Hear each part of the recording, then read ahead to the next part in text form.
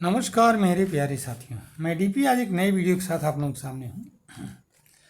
आज मैं बात करूँगा India middle east Europe economic corridor, इसके विषय में बात करूँगा। अभी परसों ही जिसके विषय में समझौता हुआ है G20 समिट में। अब सवाल ये पैदा होता है, पहली बात तो ये है क्या चीज़, तो इकोनॉमिक कॉरिडोर से आपके समझ में तो आ ही गया होगा कि कोई एक ऐसा कॉरिडोर माने रास्ता है जिससे हम बहुत तेज़ी से व्यापार कर पाएंगे। असल में अगर आप मैप को देखोगे तो इंडिया से यूरोप जाने के दो रास्ते अभी तक थे जो डिक्लेयर्ड थे, जिसमें से एक रास्ते का उपयोग बहुत ज़्यादा किया जा रहा था। एक था स्वेज कैनाल का रास्ता, जिसमें हम रेड सी और मेडिटेरेनियन सी के थ्रू होते हुए यूरोप तक जा सकते थे। स्वेज कैनाल का रास्ता है, ये सेफ भी है, जल्दी भी पहुंचा जा सकता है, लेकिन इसकी दो बहुत बड़ी समस्याएं हैं। एक तो ये है कि स्वेज कैनाल इजिप्ट के कंट्रोल में है इस समय, ठीक है। किसके कंट्रोल में है? इजिप्ट के कंट्रोल में है। किसी ज़माने में जो स्वेज कैनाल बनाया गया था तो वो जो है ब्रिटेन के कंट्रोल में था, लेकिन सेकेंड वर्ल्ड वार के बाद में ये इजिप्ट के कंट्रोल में आ गया।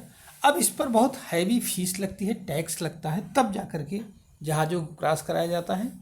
वो भी भीड़ बहुत रहती है, तो महीनों महीनों लग जाते हैं।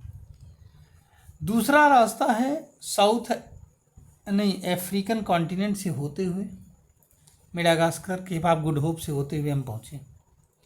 लेकिन जब इस रास्ते से हम जाते हैं तो ये रास्ता बहुत लंबा पड़ता है, मतलब जो स्वेज कैनाल का रास्ता है इससे 3-4 गुना लंबा रास्ता पड़ता है। अच्छा, एक तीसरा तरीका भी अब निकाला गया है, उसको एक्टिवेट किया गया है कि अगर इंडिया का मतलब सिर्फ इंडिया नहीं होगा, ये ध्यान रखिएगा, भविष्य में पूरा साउथ एशिया हो जाएगा, इसमें आ जाएगा। और यूरोप का मतलब सिर्फ यूरोप ही नहीं रहेगा, हो सकता है इसमें आगे अमेरिका भी आ जाए, जुड़ जाए समुद्री मार्ग से। तो अगर इंडिया से हमें एक तीसरे रास्ते की तीसरे संभावना की तलाश की गई, जो कि इजिप्ट से हटकर हो, अर्थात स्वेज कैनाल का इसमें उपयोग न करना पड़े हमें, और हम बड़े आराम से पहुंच भी जाएं, तो इसके लिए रास्ता है India middle east Europe economic corridor, ठीक है। ये बहुत बड़ा कॉरिडोर है जो भारत, अच्छा, एक कॉरिडोर पहले से एग्जिस्ट भी करता था, लगभग एग्जिस्ट करता है, थोड़ी दूरी पर कहीं कहीं पर इसमें इंफ्रास्ट्रक्चर की कमी है, तो इसको मेंटेन कर लिया जाएगा। ये पहले से एग्जिस्ट करता था, लेकिन इसमें सऊदी अरब नहीं शामिल था। अब यूएसए ने क्या किया, भारत की सहायता से सऊदी अरब को मिला लिया, और सऊदी अरब में रेल लाइन बिछाने का काम चल रहा है। जैसे रेल लाइन बिछ करके तैयार हो जाएगी, वैसे जो है क्या हो जाएगा, ये चालू हो जाएगा। अच्छा, एक सी रूट और रेल रूट दोनों से कनेक्टेड है, ध्यान रखिएगा। ये सिर्फ ऐसा नहीं कि सिर्फ रेल रोड से ही कनेक्टिविटी है इसकी, ना, यहाँ सी रूट भी इन्वॉल्व है, समझ में आया। अगर हम देखें मेन उसमें मतलब कि मैप में, जैसा कि आप देख पा रहे हो कि इंडिया से चल करके ये मैप जो है कहाँ पहुँचेगा, मुंबई पोर्ट से चलेगा, और उसके बाद में मतलब इंडिया शुरुआत होगी। देखिए यहाँ पर तो फिलहाल कौन सा है, मुंबई वाला पोर्ट है, गुजरात वाला मंड्रा पोर्ट, ठीक है, इसमें मुंबई पोर्ट दिखाया गया है। तो फिलहाल वेस्टर्न बॉर्डर पर मुंबई पोर्ट से शुरू होकर के ये चलेगा, और फिर उसके बाद में ये कहाँ पहुँचेगा, ये दुबई में पहुँचेगा, यूएई, खुजरा पोर्ट से फिर ये रेल रोड लिंक से आगे बढ़ेगा सऊदी अरब, जॉर्डन, उसके बाद इजराइल के हाइफा पोर्ट पर पहुँचेगा। हाइफा से फिर इसको समुद्री रास्ते से मेडिटेरेनियन सी से होकर के कहाँ पहुँचाया जाएगा, ग्रीस होते हुए इटली, ग्रीस होते हुए ये फ्रांस पहुंच जाएगा अल्टीमेटली। ठीक है, तो अब यहाँ पर जो है ये किससे कनेक्टेड है? रोड से कनेक्टेड है। फिर पूरे यूरोप में कहीं भी ले जाया जा सकता है रोड के थ्रू।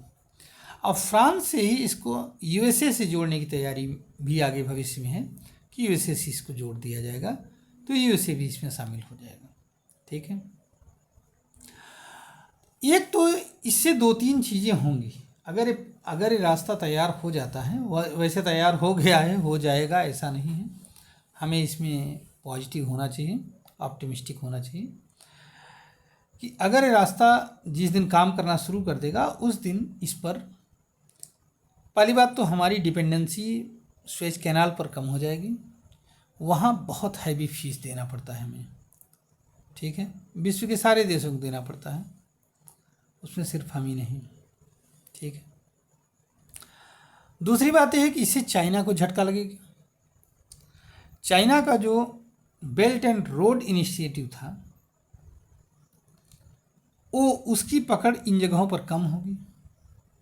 हालांकि चाइना का बेल्ट एंड रोड इनिशिएटिव बहुत बड़ा है, चाइना उसमें मेन हब है और वहाँ से कई रोडें निकाली गई हैं। किसी दिन इस पर चर्चा अलग से करेंगे, तब फिर बात करेंगे। आज इस पर चर्चा नहीं हो पाएगी, बहुत बड़ा हो जाएगा ये। तो ये वहाँ तक पहुँचेगा, मतलब उसका एक बहुत बड़ा वो है, सलूशन है हमारे पास। और इससे सबसे ज़्यादा इरिटेशन भी चाइना को है। और भविष्य में हमारे लिए क्या लाभ है? हमारे लिए बिजनेस ईज। यूरोप के लिए, इजराइल के लिए क्या लाभ है? Business ease. बिना किसी इंटरप्शन के हम आराम से पहुंच सकते हैं वहाँ पर। ठीक है, तो इस तरह से बहुत ही लाभकारी प्रोजेक्ट है जो कि G20 समिट में पास हुआ है। उम्मीद करता हूँ कि जल्द से जल्द यह शुरू हो जाएगा। धन्यवाद, नमस्कार, जय हिंद, जय भारत, वंदे मातरम।